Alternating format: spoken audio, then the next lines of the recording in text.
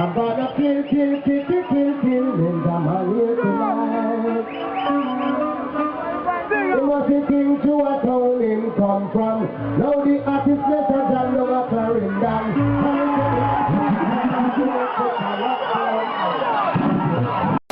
Hello everybody, you're welcome back again to the Reggae Appreciation Society. It goes without saying that the dancehall scene is a very competitive field with colorful braggadocious characters all vying for the crown of the top dog in sound clashes. These contests were the very foundation of that subgenre of reggae music and have been going on for the past 7 decades, since the likes of Tom Wong the Atomic Sound System was battling Duke Reed's outfits. In that gritty space, the toasters or rappers are by default considered tougher than their singer counterparts in face-offs. Personally, if I was going to battle a rival sound system, I would rather have a Shaka Demus or Papa San on my side than a Pliers or Pinchers. And as far as toasters go, I can't think of any lyrical assassin more lethal and scary than the Don Gorgon Ninjaman. For almost 3 decades, he struck fear into the hearts of his opponents and brutally dispatched countless rival toasters with his katana blade sharp wit, devastating delivery, and wicked sense of humor that always got audiences to laugh at his opposition. A formula that he employed to get the best of some of the greatest DJs to ever hold the mic. But in the most unexpected twist of events, Ninjaman met his nemesis in a devastating and humbling way at the Ram Jam Festival in 2008. And not at the hands of one of the heavy-hitting, hard-nosed DJs as you would expect, but rather he will be outclassed by a veteran sweet-voiced crooner from Rocky Point, Clarendon called Coco T. Coco T's performance in that night clash is among the most effortlessly dominant performances I've ever seen.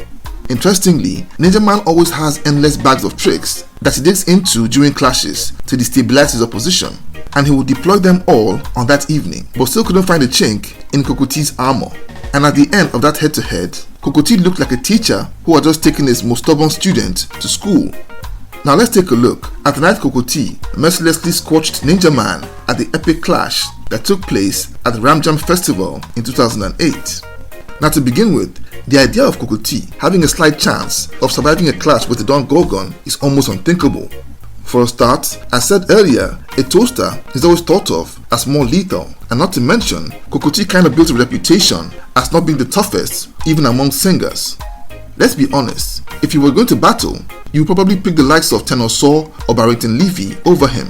Coco T's cool-toned, laid-back vocal style were perfect for sweet, smooth lovers rock cuts, and he became synonymous with his love songs like I Lost My Sonia and She's My Baby, before he became known for more social and spiritually inclined material like Holy Mount Zion and Rikers Island. But looks are very deceptive, as he was capable of switching up his style in a heartbeat and revealing that sweet Coco T could also burn you if you weren't careful. Coco T was no slouch and had come up through the ranks of Henry Jonjo Law's volcanic high-power sound system and record label, an elite and red-hot stable that boasted of lyrical assassins like Ranking Toyan, Burrow Banton, Ika Mouse, and Yellow Man. So you can just imagine that to survive in that environment, Coco T had to have been made of some pretty tough stuff. And on that warm night, January 1st, 2008, Ninjaman would learn firsthand the extent of his ability. The event was the Ram Jam Festival, holding on Coco T's home turf of Clarendon. There were a number of performances for that evening, but the main attractions were these 2 dancehall titans. But before the show, Coco T went on the radio to promote the concert and famously promised to destroy Ninjaman, a challenge that reportedly rubbed up a proud Ninjaman the wrong way. So on that night, Ninjaman came out first, fired up and ready, and called him out on stage.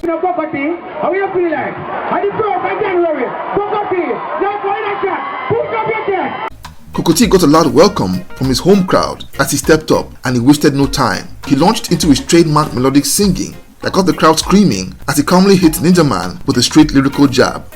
Ninjaman responded with fiery lyrics of his own in his own trademark style, threatening to end Coco T in front of his home crowd. The crowd roared in approval as Ninjaman did his thing, poking fun at Coco T and making the audience roar in laughter.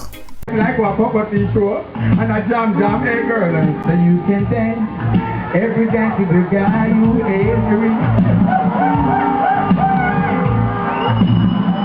In the past, when Ninjaman employed similar tactics against Supercats and Shabaranks, it rattled them to the core and threw them off from their original game plan. But Coco T was a very different animal. and when it was his turn to perform, he ignored Ninjaman's jabs and sweetly sang to the ladies in the audience with his hypnotic voice. This sparked a massive roar from the crowd, both male and female, and swung the crowd's attention in his favor again. He had the Clarendon posse in his pocket, and with his incredible singing, started to really wind the crowd into a frenzy when Ninjaman came over and pushed his microphone away from his mouth, interrupting his acts and taking over, shooting lyrical shots at Cocoa Tea. But the crowd's response wasn't so impressive this time, and when it was Cocoa Tea's turn, the crowd were already on his side before he even began to flow, and he wasted no time, combining his sweet singing with a devastating stream of deadly lyrics aimed at Ninjaman that drove the crowd wild with laughter and had them jumping on their feet.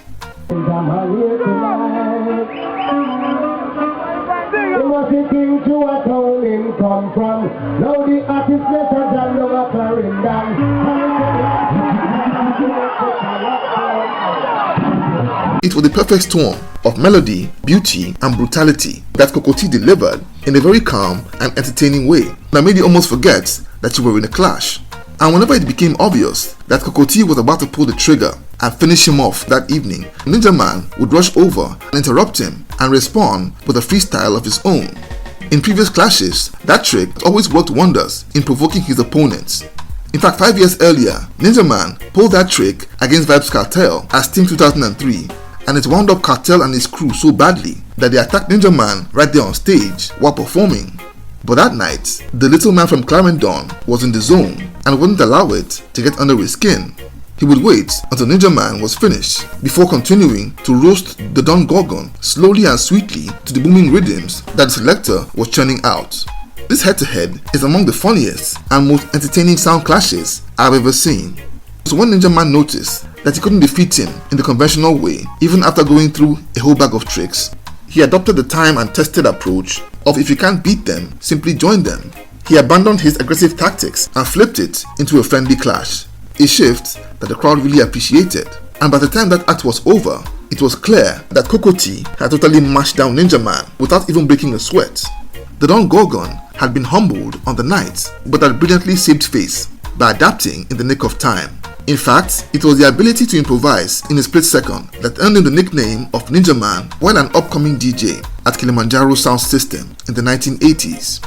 And interestingly, it wasn't the last time that the pair would meet again in a clash, as they went head to head again 5 years later at a concert held to mark Sizzla's birthday in 2013. And like the first time, Cocoa Tea would totally school him again with little or no effort. And over the years, a large number of Ninjaman fans have all claimed that the Don Gorgon went easy on Cocoa Tea and more or less allowed him to win.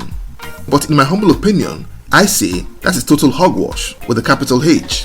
The dancehall sound clash scene is a very competitive and ego-driven space, and every true artist knows that allowing your opponent to defeat you is totally unthinkable.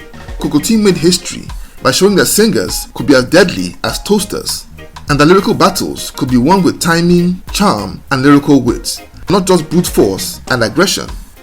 So there you have it. Thank you for watching the video today. Please leave a like, subscribe, and until next time, Jah bless.